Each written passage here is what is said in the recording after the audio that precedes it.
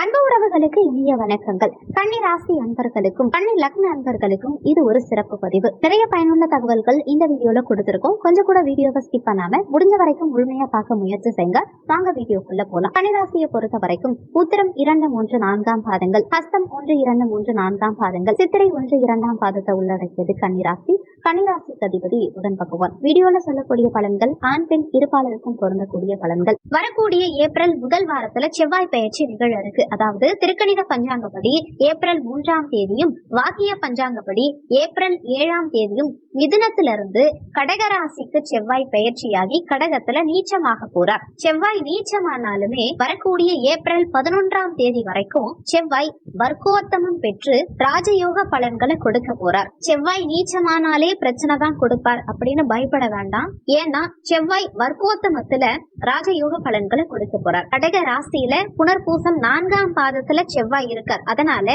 நவாம்சத்திலையும் கடகத்திலையும் இருக்கார். இந்த ராசி கட்டத்திலையும் நவாம்ச கட்டத்திலையும் ஒரே இடத்துல ஒரு கிரகம் இருந்தா அதுக்கு வர்க்கோத்தமம்னு பேர். இந்த வர்க்கோத்தம செவ்வாய் வலிமை பெற்றவர், யோக பலன்களை கொடுப்பார். அதே நேரத்துல நீச்சமாகி வர்க்கோத்தமம் பெறும் காரணத்தினால என்ன மாதிரி பலன்கள் கொடுக்க போறாருங்கிறத இப்ப பார்க்கலாம். வீடியோல 2 பாகமா பலன் கொடுத்திருக்கும். ஏப்ரல் 11, 2025 வரைக்கும் வர்க்கோத்தமத்துல இருக்கும் போது என்ன மாதிரி பலன்கள் கொடுப்பாருங்கிறத முதல் பார்ட்லயும், வீடியோவுடைய கடைசியில ஏப்ரல் 11, 2025 இருந்து ஜூன் 6, 2025 வரைக்கும் செவ்வாய் தனிச்சு நீச்ச நிலையில உங்களுக்கு என்ன மாதிரி பலன் கொடுக்க போறாருங்கிறத தனித்தனியா பார்க்கலாம். கன்னிராசி அன்பர்களுக்கு 3ஆம் பாவகாதிபதியும் அஷ்டமாதிபதியுமான செவ்வாய் இப்ப நீச்ச நிலையில லாபஸ்தானத்துல இருக்கார். ஏன் செவ்வாய் பயிற்சிக்கு இவ்வளவு முக்கியத்துவம் கொடுக்கணும்னா, சனி பயிற்சி இப்பதான் ஆகிருக்கு. இந்த சனி பயிற்சியான நிலையில மீனத்துல இருக்கும் சனிக்கும் கடகராசியில இருக்கக்கூடிய செவ்வாய்க்கும் ஒரு சுப தொடர்பு ஏற்பட்டிருக்கு. அது என்னன்னா, செவ்வாய் ஆகட்டும் சனி ஆகட்டும் இருவருமே குரு சாரம் வாங்கி சஞ்சாரம் செய்யறாங்க.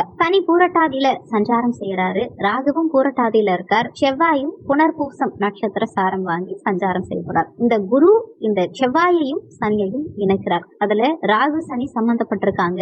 செவ்வாய் உங்களுக்கு அஷ்டமாதிபதி. நம்ம சிந்தனைகளை வளர்க்கறதாகட்டும், அறிவு சார்ந்த வேலைகளாகட்டும், நமக்கு சந்தோஷம், கலைகள், குடும்ப நலம், ஆரோக்கியத்தை எல்லாம் குறிக்கக்கூடிய கிரகம். இறையருள், தெய்வ அனுகிரகம், பூர்வீகம், பெரிய படிப்பு படிக்கிறது, ஆராய்ச்சி படிப்பு படிக்கிறது, இந்த மாதிரி விஷயங்களுக்கெல்லாம் காரகத்துவம் வைக்கக்கூடியது. சில பேருக்கு ஸ்பேர் பார்ட் சம்பந்தப்பட்ட தொழில், விவசாயம் சம்பந்தப்பட்ட துறை, ஹார்ட்வேர், பெயிண்ட் இண்டஸ்ட்ரி, சித்திரம், கட்டுமான துறை, இதையெல்லாம் கூட செவ்வாய் காரகத்துவத்துல வரும். அப்படிப்பட்ட அமைப்பு கொண்டவர். அவர் குரு நட்சத்திரத்துல வர்க்கோத்தமமாகி நமக்கு லாபஸ்தானத்துல இருக்கார். அந்த லாபஸ்தானத்துல இருந்தாலுமே 7ஆம் வீட்டில் இருக்கும் இந்த கிரகங்களோட, அதாவது 5 கிரகங்களோட ஒரு சம்பந்தம் ஏற்படுது. இந்த காலகட்டத்துல சுயஜாதகத்துல நமக்கு ஏதோ ஒரு தசாவ புத்தியோ நடக்கத்தானே செய்யும். சனியா இருக்கலாம், சுக்கிரனா இருக்கலாம், புதனா இருக்கலாம், அதே மாதிரி ராகுவா இருக்கலாம், செவ்வாயா இருக்கலாம், குருவா இருக்கலாம். இத்தனை கிரகங்கள் இதுல சம்பந்தப்படுறதுனாலதான் உங்க சுயஜாதகத்துல என்ன தசாபுத்தி நடந்தாலுமே நம்ம ஜனன கால ஜாதகப்படி அதுல உங்க தசாபுத்திகள்ல சம்பந்தப்படக்கூடிய கிரகம் ஏதோ ஒரு கிரகம் நமக்கு கெடுதல் செய்யும் கிரகமா அமைஞ்சுதா அது நம்ம சுயஜாதகத்தை கணிச்சு பார்க்கும்போது தெரியும். ஒருவேளை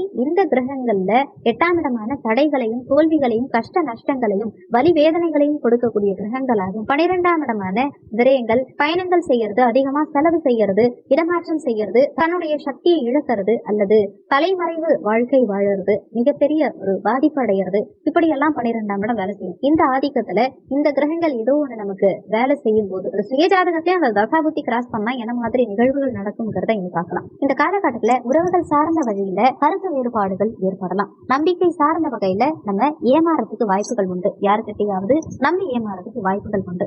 7ஆம் இடத்துல சுக்கிரன் சனி ராகு இருக்கும் போது எப்படிப்பட்ட வேலை இருக்கும்? பெண்கள் ஆண்கள் சம்பந்தப்பட்ட, அதாவது எதிர்பாலினத்தவர் சார்ந்த உறவுகள் வகையில ஏதாவது தொந்தரவுகள் இருக்கலாம். நம்ம நண்பர்கள் பழகக்கூடிய வகையில பிரச்சனைகள், நம்ம வழக்கமா டீல் பண்ணக்கூடிய ஒரு கஸ்டமர் வாடிக்கையாளர்கள் கிட்ட ஏதாவது ஏமாற்றம் இருக்கலாம். மூத்த சகோதர சகோதரி வழியில, ரத்த சம்பந்தப்பட்ட உறவுகள் வழியில சின்னதா ஆரம்பிக்கிற பேச்சுவார்த்தை, எமோஷனலா ஆரம்பிக்கிற பேச்சுவார்த்தை தேவையில்லாம ஒரு கஷ்ட நஷ்டங்களை, ஒரு சண்டை சச்சரவுகளை உருவாக்குறது, இந்த மாதிரி நடக்கிறதுக்கு வாய்ப்புகள் உண்டு. எல்லாருக்கும் கிடையாது. யாருக்கெல்லாம் இந்த சுயஜாதகத்துல 4 கிரகங்களோ, சுக்கிரன், ராகு, செவ்வாய், சனி, குரு, இந்த கிரகங்களுடைய தொடர்பு உங்க சுயஜாதகத்துல அஷ்டமஸ்தானத்துக்கு இருந்து அவங்களுடைய தசாவோ புத்தியோ நடந்தா மட்டும் இந்த மாதிரி பிரச்சனைகள் இருக்கும். அப்படி இல்லாம சுயஜாதக இப்ப நல்லாவே இருக்கு, தசாபுத்தி நல்லாவே இருக்கு, தொழில் சார்ந்த வகையில நன்மை கொடுக்குது, உறவுகள் சார்ந்த நன்மைகள் கொடுக்குது அப்படிங்கிறவங்களுக்கு இந்த காலகட்டத்துல நிறைய முன்னேற்றங்கள் இருக்கும், மகிழ்ச்சியான நிலை இருக்கும். உறவுகளோட சேர்ந்து கோவில் குளங்களுக்கு சென்று வருவது, திருவிழாக்களுக்கு சென்று வருவது, ஒரு யாத்திரை சென்று வரக்கூடிய அமைப்பு, இன்ப சுற்றுலா சென்று வரக்கூடிய அமைப்பு, என்ஜாய்மெண்ட்டுக்கான ஒரு ட்ரிப் அமைச்சுக்கிறது, பூர்வீகம் சார்ந்த செலவுகள் செய்யறது, மகிழ்ச்சியான செலவுகள் செய்யறது, சுபகாரியங்கள் வீட்டுல சுப நிகழ்ச்சிகள் செய்யறது, சந்தோஷமா இருக்கக்கூடிய நிகழ்ச்சிகள் செய்யறது, இப்படி நல்லது நிறைய நடக்கும். அது உங்க சுயஜாதகப்படிதான் மாற்றங்கள்ங்கிறது இருக்கும். வரும் ஏப்ரல் 11ஆம் தேதி வரைக்கும் வர்க்கோத்தமமாகி நீச்ச நிலையில செவ்வாய் இருக்கார். ஏற்கனவே கலை சார்ந்த துறைகள்ல இருக்கவங்க, பொழுதுபோக்கு சார்ந்த துறைகள்ல இருக்கவங்க, அவங்களுக்கெல்லாம் புதிய வாய்ப்புகள் கிடைக்கும், மகிழ்ச்சி அதிகரிக்கும், பொருளாதார முன்னேற்றம் இருக்கும்.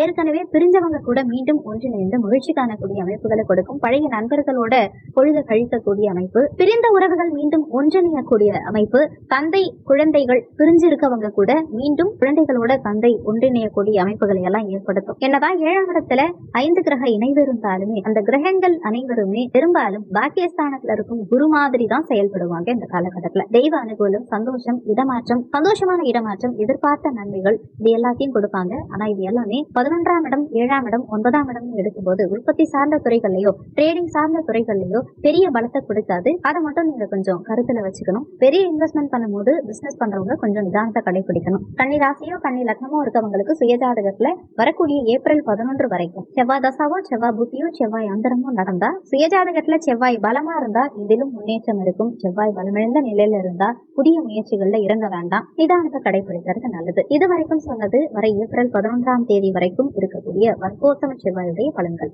இப்போ வர ஏப்ரல் 11ஆம் தேதியிலிருந்து ஜூன் 6ஆம் தேதி வரைக்கும் கணிச்ச நிலையில செவ்வாய் நீச்சமாகும் போது என்ன மாதிரியான பலன்கள் கொடுப்பாருங்கிறத பார்க்கலாம். கன்னிராசி அன்பர்களுக்கு உங்க முயற்சி ஸ்தானாதிபதியும் அஷ்டமாதிபதியுமான செவ்வாய் லாபஸ்தானத்தை நீச்சமாறார். இந்த காலகட்டம் கன்னியா ராசி அன்பர்களுக்கு எதிரிகளற்ற வாழ்க்கை அமையக்கூடிய ஒரு சிறப்பான காலகட்டம். ஆனா வெற்றி பெறுவது சற்று தாமதமாகும். முயற்சி ஸ்தானாதிபதி நீச்சமாகும் போது எடுக்கும் முயற்சிகள்ல சின்ன சின்ன தடங்கல்கள் கொடுக்கும். மூத்த சகோதர வழியில, வியாபாரத்துல, படிக்கும் குழந்தைகளுக்கு இந்த மாதிரி விஷயங்கள்ல சற்று தாமதம் இருக்கலாம். எந்த விஷயமா இருந்தாலும் எடுத்தோம் கவிழ்த்தோம்னு செய்ய முடியாது. ப்ரொசீஜர் படி கரெக்டா ஃபாலோ பண்ணி எதுலையுமே சக்சஸ் பாக்குற மாதிரி இருக்கு. குறிப்பா மே 14ஆம் தேதிக்கு பிறகு உங்களுக்கு சாதகமான பலன்கள் ஏற்படுறதுக்கு வாய்ப்புகள் உண்டு. அதுவரை பொறுமை காக்க வேண்டியது அவசியம். கன்னிராசியை பொறுத்த வரைக்கும் எதிரிகள் ஸ்தானாதிபதி அஷ்டமாதிபதி நீச்சமாறது ஒரு வகையில நல்லதா இருந்தாலும் அதனால உங்களுக்கு பதற்றம் ஏற்படலாம். சில நேரங்கள்ல அவசரப்பட்டு வார்த்தையை விட்டுருவீங்க, கோபப்பட்டு வார்த்தையை விட்டுருவீங்க. குடும்பத்துல உங்க பேச்சுக்கு எதிர்பேச்சு நிறைய இருக்கும். நீங்க மத்தவங்களை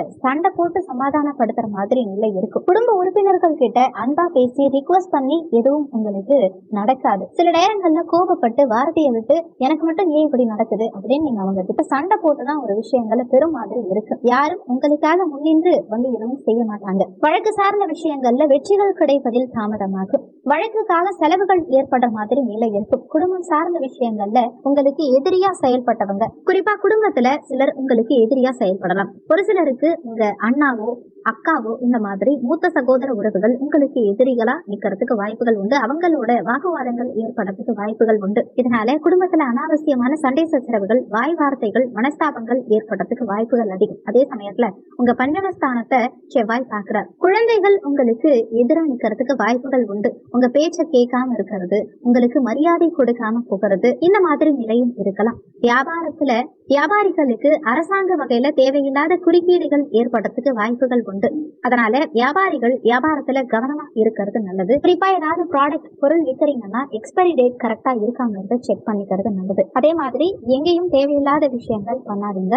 அதிகமா விலை வச்சு விற்கிறது, இல்லீகலான விஷயங்கள் பண்றது, இந்த மாதிரி விஷயங்களை தவிர்த்துக்கிறது நல்லது. எதிலும் சரியா இருந்துக்க முயற்சி செய்யுங்க. அதே மாதிரி குழந்தைகளுக்கு ஏதாவது மருந்து மாத்திரைகள் கொடுக்கறீங்கன்னா எக்ஸ்பைரி டேட் கரெக்டா இருக்காங்கிறத செக் பண்ணிட்டு கொடுங்க. குழந்தைகள் கன்னியா ராசியா இருந்தாலும் சரி, இல்ல பெற்றோர்கள் கன்னி ராசியா இருக்கீங்க, உங்க குழந்தைகளுக்கு மருந்து கொடுக்க போறீங்கனாலும் இதுல கவனம் எடுத்துக்கோங்க. இல்லைன்னா மருத்துவ செலவுகள் குழந்தைகளுக்காக ஏற்படுறதுக்கு வாய்ப்புகள் உண்டு. ஆனா பெரிய அளவுல தொந்தரவுகள் இருக்காது. சின்ன சின்னதா அடிக்கடி மருத்துவ செலவுகள் ஏற்படலாம். 3ஆம் இடம் இளைய சகோதர ஸ்தானாதிபதி நீச்சமா இருக்கிறதுனால இளைய சகோதர வழியிலையும் ஒரு சில நேரங்கள்ல இழப்புகள், செலவுகள் ஏற்படலாம். அவங்களோட மனஸ்தாபங்கள் ஏற்படலாம். சில நேரங்கள்ல நீங்க எடுக்கும் முயற்சிகள்ல வெற்றி கிடைக்கக்கூடிய நிலை இருந்தாலுமே கடைசி நேரத்துல தடைபடலாம். அதாவது கை கேட்டினது வாய் கேட்டலங்கிற மாதிரி கடைசி நேரத்துல தடை உண்டாகலாம். ஜூன் 6ஆம் தேதி வரைக்குமே கேஸ், கோர்ட்டு, வம்பு வழக்கு சார்ந்த விஷயங்கள்ல இழுபறி நிலை இருக்கலாம். எதிலும் நிதானத்தை கடைபிடிக்கிறது நல்லது. நிதானத்தை கடைபிடிக்கலனா சில நேரங்கள்ல அனாவசியமான கௌரவ குறைச்சல் ஏற்படுறதுக்கு வாய்ப்புகள் உண்டு. இந்த செவ்வாய் பெயர்ச்சியினால,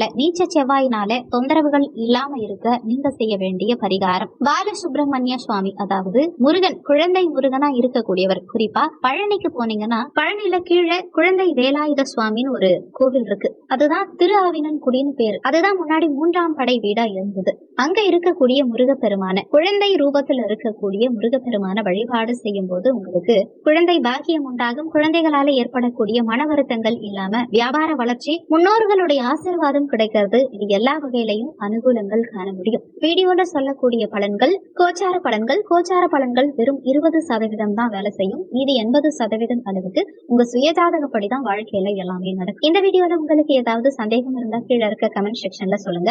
நன்றி. மற்றும் ஒரு நல்ல பதிவோடு மீண்டும் உங்களை சந்திக்கிறோம்.